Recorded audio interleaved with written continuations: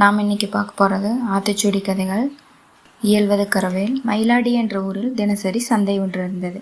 சந்தையில் எல்லா பொருட்களுமே மக்களுக்கு தரமான விலையில் கிடைத்ததால் மக்கள் கூட்டம் தினமும் சந்தையில் அலைமோதியது. அந்த சந்தையில் சோலையப்பன் என்பவன் காய்கறி கடை வைத்திருந்தான்.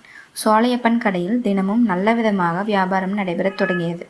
ஒரு சில நாட்களில் மயிலாடி ஊரை சுற்றிலும் கடும் மழை பெய்யத் தொடங்கியது. கடும் மழை தொடர் மழையானது. ஒரு வாரம் தொடர்ந்து மழை பெய்யத் தொடங்கியது.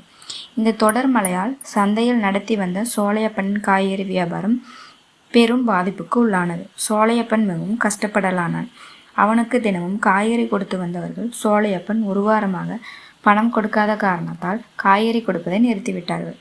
சோலையப்பன், மழையினால் தானே தொழில் பாதிப்படைந்தது, மற்றபடி நான் உங்களுக்கு பணம் தவறாமல் கட்டி வந்திருக்கின்றேனே, வழக்கம் போல் எனக்கு காய்கறிகள் கடனாக கொடுங்கள் என்று எவ்வளவு கெஞ்சி கேட்டான். சோலையப்பன் அலுவலரை மொத்த காய்கறி வியாபாரிகள் நிராகரித்து விட்டனர். சோலையப்பன் கவலையில் ஆழ்ந்தான். இனிமேல் இவர்களை நம்பி எந்த பிரயோஜனமும் இல்லை. நாம் யாரிடமாவது பணம் கடனாக வாங்கித்தான் வியாபாரம் செய்ய வேண்டும் என்ற முடிவுக்கு வந்தான். உடனே தன் நண்பன் ஆறுமுகத்தின் உதவியை நாடி அவனிடம் சிறிது பணம் கடனாக கேட்டான். ஆறுமுகம் சோலையப்பனை நன்கு உபசரித்து அனுப்பினான்.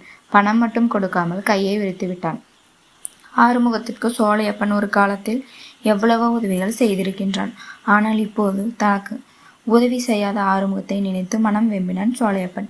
இரவு நேரம் ஆறுமுகம் தன் வீட்டில் குரட்டை விட்டபடி ஆழ்ந்த தூக்கத்தில் இருந்தான்.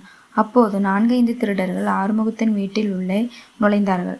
ஆறுமுகத்தை அடித்து உதைத்து அவன் வீட்டில் இருந்த பணத்தை எல்லாம் திருடிச் சென்று விட்டார்கள். சோலையப்பனுக்கு உதவி செய்யாத ஆறுமுகத்தின் பணம் அநியாயமாக திருடர்கள் வசம் சென்று விட்டது.